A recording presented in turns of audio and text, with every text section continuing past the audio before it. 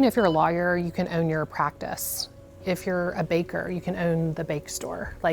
I'm a surgeon, I own the surgery center. This is the surgical center that Dr. Elizabeth Potter started a year and a half ago in Austin, Texas, where she does reconstructive surgery for women with breast cancer.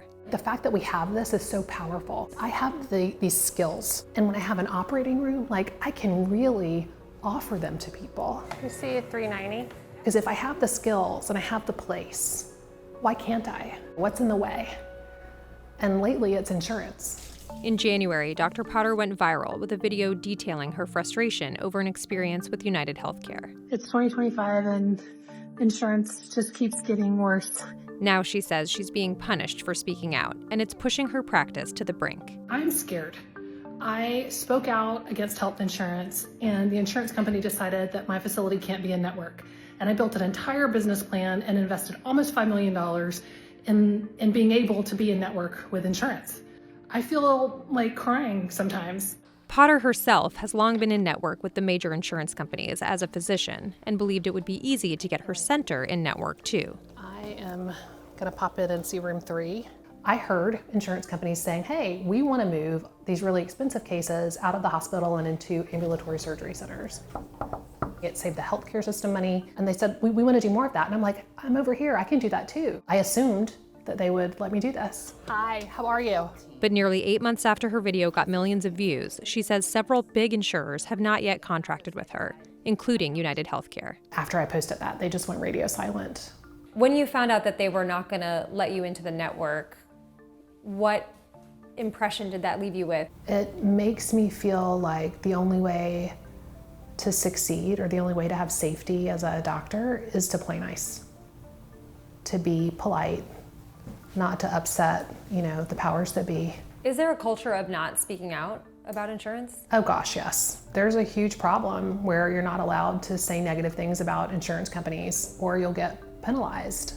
A spokesperson for United says the company told Dr. Potter in October of 2024, quote, well before she posted any videos, that it was not accepting new surgery centers like hers into its network. Okay, we'll be in contact soon, thank you. But industry experts we spoke with said that isn't usually the end of the conversation. So when you enter these negotiations with an insurance company, is it fairly common to hear, no, this network is closed? Absolutely. The insurance company will say no often. That's just the start of the negotiation.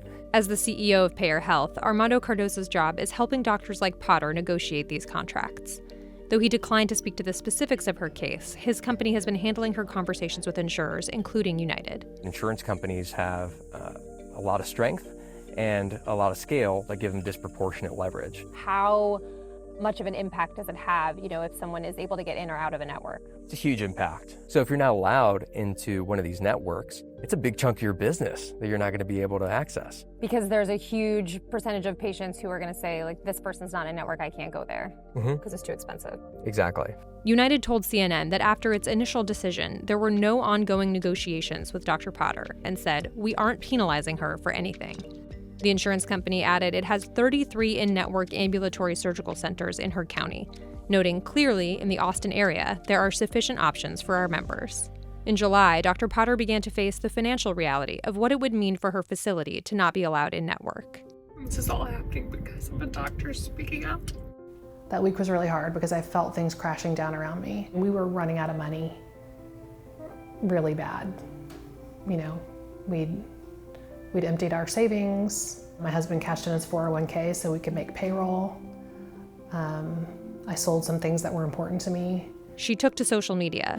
I am checking in today asking for help. Her fans rallied around her, raising over $700,000. People are sending me $20 bills. Just people Just from who've random seen your story? from Oregon. Just say, I believe in you. No, it's crazy. What does that say to you? It says that I work for the American people now. That's how it feels. The other night I woke up and I had an email from, I'm gonna cry. Okay. The other night I had an email from a dad whose son has cancer. And he said, thank you for doing what you're doing. And I want you to know that I have to explain to my son why The grown-ups have decided that the medicine that was working so well for him, we're not going to do that one anymore. And I lie to my son and I tell him, this new medicine is better. And I know that the old medicine was better, but his insurance company has decided he can't have it anymore. So keep fighting, please. Dr. Potter continues to post about her interactions with insurance. Do you know what her risk of lymphedema is? Well, I mean, I think this is part of the issue. If you're my peer, then I think you should be able to answer that question. And has become a vocal advocate for patients. Thanks for all you do, truly. Thank you. Oh, I wish I could do it for free. She's still pursuing conversations with other major insurers.